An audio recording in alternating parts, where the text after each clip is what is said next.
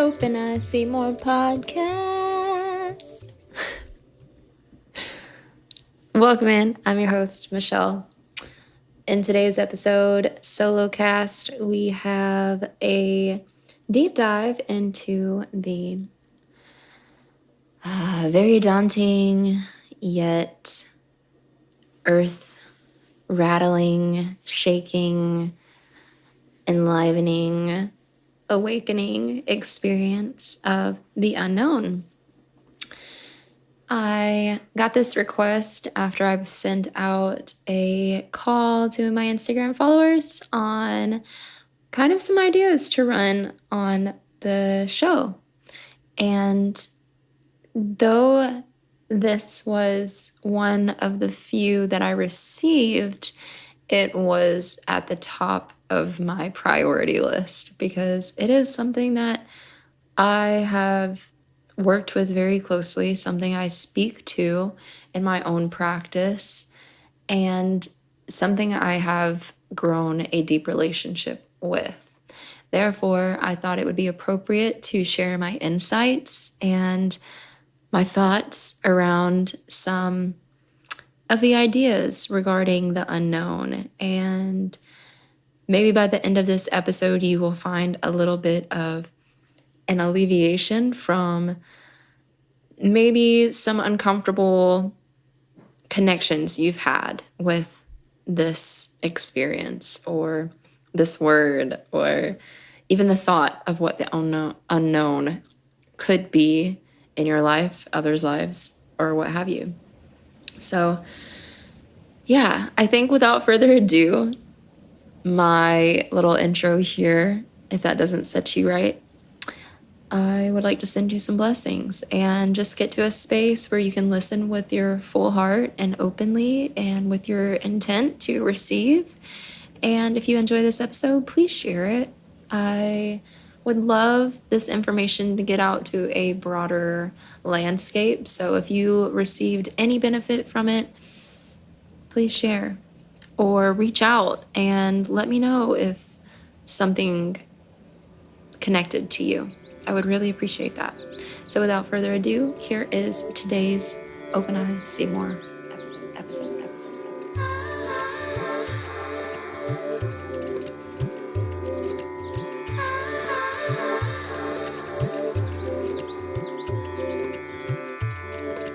If you are new to listening to these transmissions, know that you are safe and held in a container that is much bigger than you and I can even fathom. And in the essence of this world is constantly providing comfort, attunement, transformation,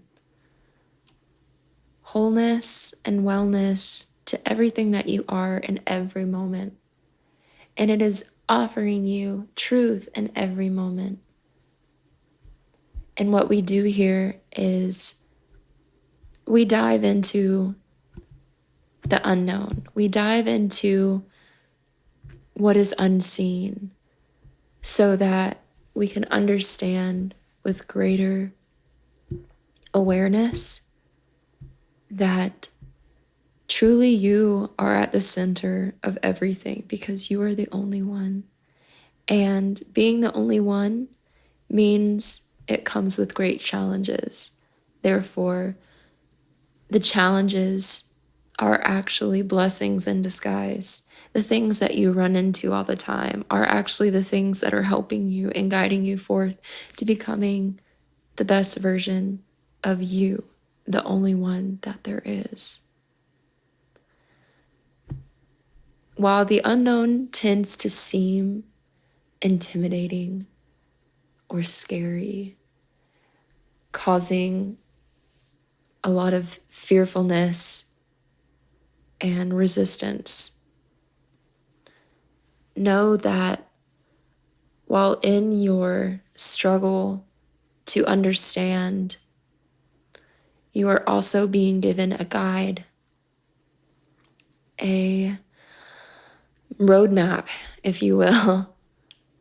And it's up to you to decide if you want to listen and pay attention to those things, or if you would rather continue to live in the truth that is that present moment for you for however long that you intend to reside there.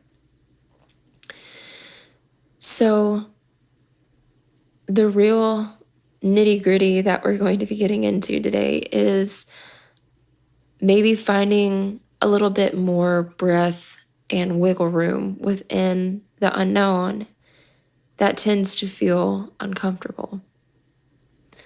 I'd like to thank a dear sister who reached out with this topic for the day. And you know who you are if you are listening. I appreciate you. I do hold this particular topic pretty close to my heart. I use things and tools like tarot, oracle cards, astrology, and similar divination tools, as well as gene keys and human design, to guide me in my journey through, many times using them through times of uncertainty.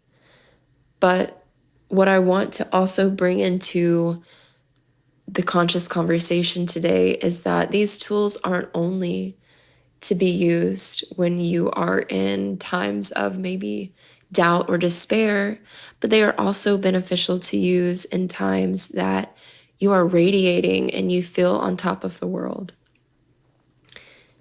And I'd like to piece in with that yes, we do have ups and we also certainly have downs, but know that if you are in a down, the only other way you can go is up. You are not always going to be down. And while in this conversation, I want to point out that through the downs, these tools are very helpful, but also using what you know to guide you. So that could be even if you are somebody who tends to reach out to your family or friends. And when you know you're feeling good, they've reached out to you and you've been the word of advice. So if you are in times of doubt or resistance, who are the people that you can reach out to? Vice versa, right? If people can reach out to you, why wouldn't you be able to reach out to others? So use that in that correlation, I guess. But also too, things like journaling or going on a walk in nature or laying back in the sun are also beneficial tools to receive information and trusting and allowing the universe to guide you. So one thing I'd like to mention about receiving information is we tend to get in our own way. And what I mean by that is the universe is always providing clarity and messages and guidance. And we, as each individual unique experience, have our own ways of quote unquote listening to them or receiving them. So for me personally, when I receive messages, I will receive them in the form of thought or even an inner knowingness that just comes through, that is undeniably something that resonates with me. But what I can quickly fall into, and I know most of you might relate, is an immediate sense of doubt or thinking that that thing isn't necessarily the thing that's answering the supposed proposed question, right? So like, let's just say I'm having a really hard time moving forward with a decision. I know that there are a few things that work for me, and I'm not going to veer off of those few things that work for me because I know they work for me. So why would I try something new? One of those few things could be that I'm going to go sit with the morning sun and receive the light codes that are coming through. Just breathing into the silence and the sound of nature, per se. While I'm sitting, maybe with my eyes closed, or just allowing the space to be without judgment, I receive a thought. And what I mean by receiving a thought is something comes through. A thought, typically, our minds are always racing. But in that moment, I've been sitting with just a sense of allowing and breath. And while that breath is coming through, each breath that I inhale and exhale, something comes through, a thought, a feeling, a sensation. Again, usually it's a thought. I will allow that thought to come in. I will not push it away. I will not deter it from thinking like, no, that can't possibly be for me. Why am I listening to that thought and shove it away to the back of my mind or hope that it just goes away? No, that is not the thing to do. Not the thing that I, in my essence of receiving, needs to do. So at that moment, I'm going to allow a thought to come through.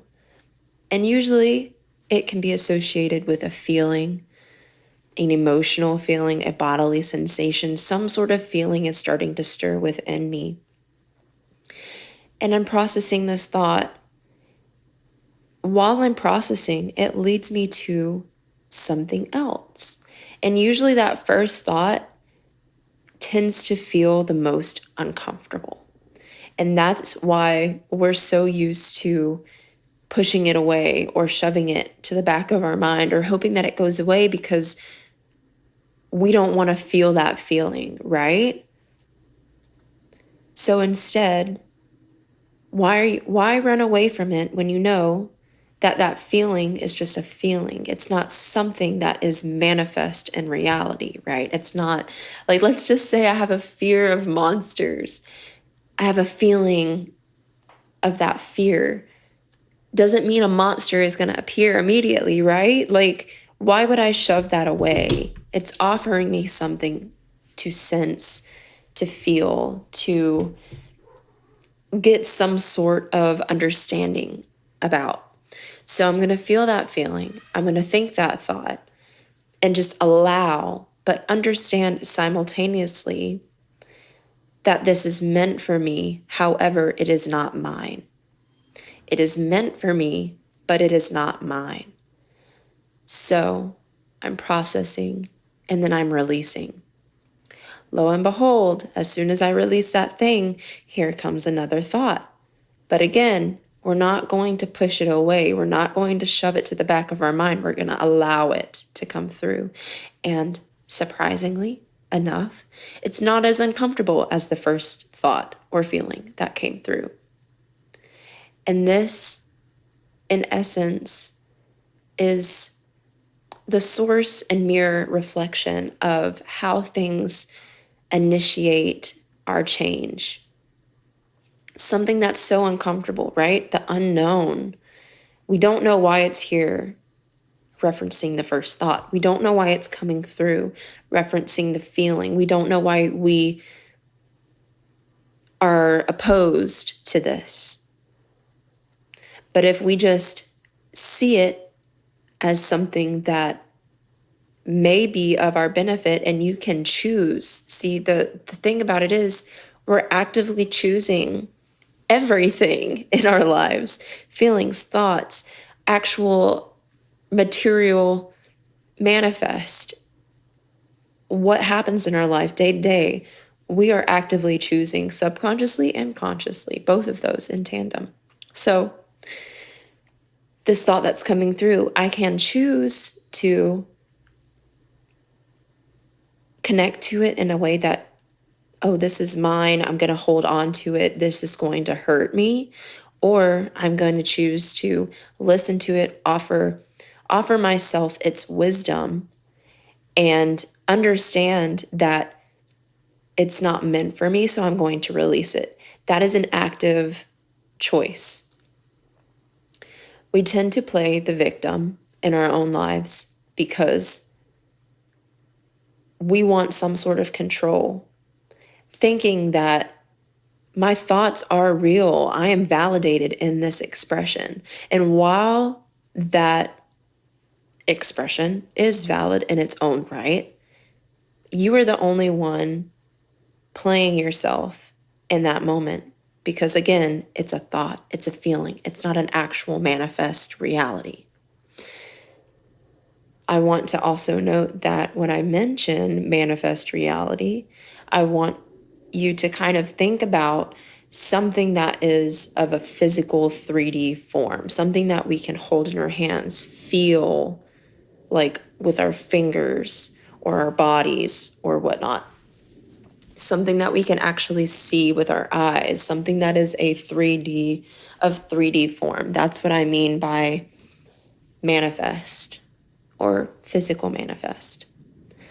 So the steps of change, the steps of moving from the uncomfortability of the unknown into a sense of deeper understanding, conscious awareness, something that I feel grounded and connected to as being a truth of mine, comes from first an understanding that there is an unknown, and that is going to be the most uncomfortable part of the process.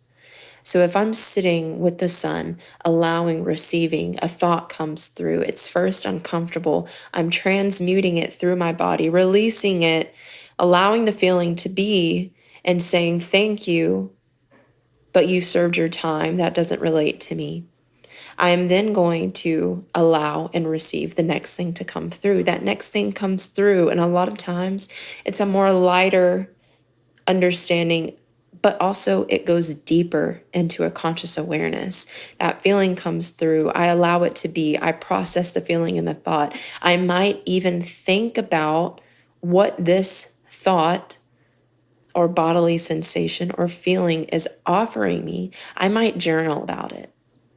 I might write down and journal my thoughts, like what is happening here, what is transforming through my life. And once again, without holding too much, what is the word? Too much personal association. Without too much association to that thought, I then transmute it, allow it to go, and thank that feeling for being what it was, for serving me, but it is not mine. Release it. Here it comes again. Another thought, another feeling, another sensation. I'm going to journal it. I'm going to allow it to release and go on. And each time I do this, each time you do this, it becomes a practice. It becomes a bodily function that just happens naturally, like breathing. You won't even have to think about it. But know, because we've resisted the unknown for so long, it's just something that happens. It's not we intentionally make it happen. If we've been so used to making that happen, how would we know any different? So it's like working a muscle. If you're at the gym and you're pumping iron, you're not going to just straight go for the 50 pounder, right? You're probably going to start at either the 5s or the 10s, or maybe even just empty weight, and you're doing your arm curls. And maybe the next day, after your body has rested and you've given time for that energy to do what it needs to do to integrate into your system, the next day you go in, maybe you're picking up the 5, maybe you're picking up that 10. You're gaining a little bit more at a time.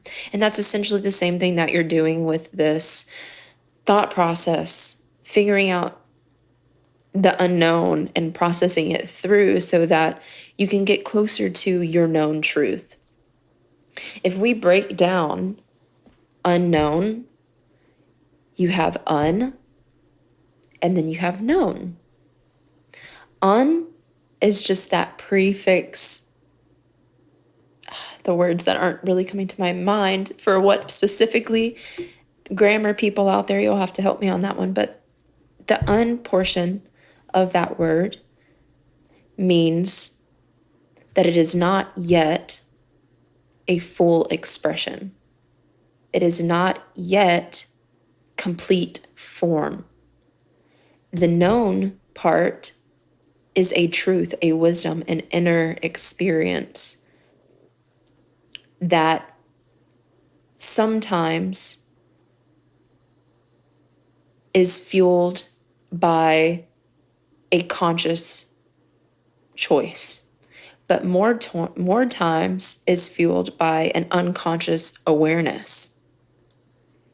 So really, truthfully, what the unknown is just a part of yourself that you haven't yet consciously chosen. And that's what we're doing with the unknown. That's what these thoughts are offering you. So if you're somebody who may tend to be a little in their head or get confused at times with, is this for me or is this not for me? Is this my intuition or is this my ego? Is this an experience that is meant for me? Come back into that space of knowing that while the unknown is so uncertain, you still hold that choice to decide where you go from there, to keep building that resilience and that strength. Because the more you resist the unknown, the more it persists. The more you resist, the more you persist. So I hope all of that makes sense. This is just one part of the getting comfortable of the unknown experience that I would like to share. But I hope that this helps in some way, shape, or form, and that if you are connecting to the words that are being transmitted today, please share with somebody close to you. This is just a brief blurb for the day to get it out because I feel it is necessary, especially somebody requesting this topic be highlighted at this time. So again, I thank you. It came in through an Instagram request, so I really, really, really, really appreciate the people who are here and are listening with their whole heart, because these things would not be transmitted in this way if it wasn't something that you were hoping to receive. So allow it to be. If you need to re-listen to this podcast or this episode multiple times, please do. I tried to keep it as short as possible so that it could be on repeat if you needed to go back and re-listen. So just know, again, once and for all, your love is the love of the universe, the love of the world, the love of the divine, and it is meant for you. You're choosing actively every day. And whether you believe it or not, it is there. And that is your choice to believe or to not believe. I am glad you're here. I'm glad you chose, subconsciously or consciously, to come and listen and give this space your full heart, because that is exactly where I am today, giving my full heart to you, the listener, and to myself, ultimately, at the same time. So I appreciate you once and for all. That is the message for today. I hope that you take this and put it in your heart-centered pocket and come back to it whenever you need, and know that it's here. You can come back to it at any time. So until our next blab or chat, I'm signing off with all of my love. Blessings to you all. Namaste. Namaste.